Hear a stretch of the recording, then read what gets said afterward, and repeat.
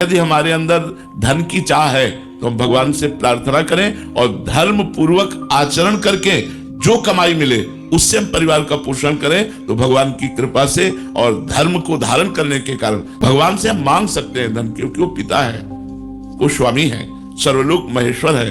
पर हम मांग करके छूट दे दे इतनी कि यदि इस धन की प्राप्ति से हमारी बुद्धि भ्रष्ट ना हो तो आप दे देना। धन की आवश्यकता तो लोक व्यवहार में है और धर्म के पालन करने में भी है, अपने धर्म का निर्वाह करने के लिए। इसलिए हम सत्कर्म के द्वारा धन प्राप्त करें, अपने अपने कार्यों में ईमानदारी से बर्ताव करें और जो पेमेंट मिले उससे परिवार का पोषण करें। अधिक धन की चाह हमको भ्रष्ट कर सकती है यदि भगवान से हम विमुख है तो।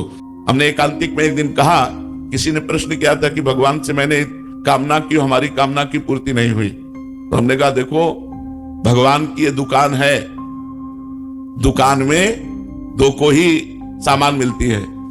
एक आता है पैसे से पैसा देकर सामान लेता है और एक आता है घर का, कि हलवा बनाना 250 ग्राम घी दो, वो 250 ग्राम देगा लेकिन पेमेंट नहीं देगा क्योंकि वो घर का है। तो तुम घर के हो या बाहर के हो? अगर भगवान से बाहर के बन के मांगते हो तो तुमको तपस्या रूपी धन देना पड़ेगा, तुमको अनुष्ठान करना पड़ेगा, तुमको उतना जप करना पड़ेगा। यदि भगवान को अपना पिता मानते हो, भगवान को अपना भाई मानते हो, भगवान को अपना मित्र मानते हो, भगवान को अपना पति मानते हो, भगवान को अपना मानते हो, तो फिर मांगो, फिर घर के हो, फिर मिल जाएगा। लेकिन हृदय से प्रीति करके, भगवान सर्वांतर्यामी हृदय में बैठे, बाहरी बात नहीं देखते कि प्रभु आपके सिवा मेरा कोई है नहीं, और ये बात लाखों से वो कहता है कि मैं आपका हूं, मैं आपका हूं। ऐसे हमारे भगवान नहीं, भगवान सर्वांतर्यामी है। अगर एक भरोसा, एक बल भगवान के प्रति है तो तुम मांग के देखो, हमें तो लगता है बिना मांगे सब पूरा हो जाता है।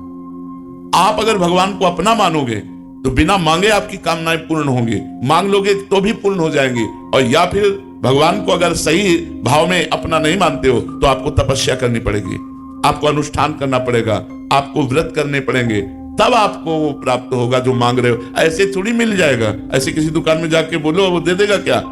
दुकान के या तो घर वाले हो और या फिर तब आपके पास धन हो, दो ही बात में मिलेगा। तो मेरे ईश्वर की दुकान में सबका जीवन खाता, सबका जीवन खाता है, पर या तपस्या रूपी धन दो या प्रभु के बनो।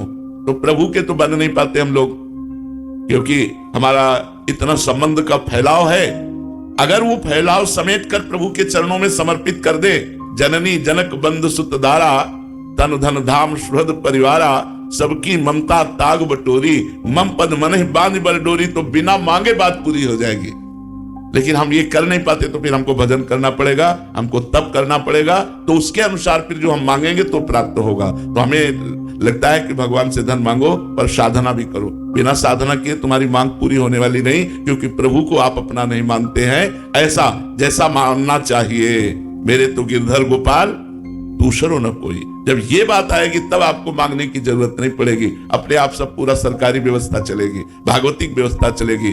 जैसे पलक बिना प्रयास के लगती है, ऐसे बिना प्रयास के धन संपत्ति आपके पास आएगी। भजन करके तो देखो।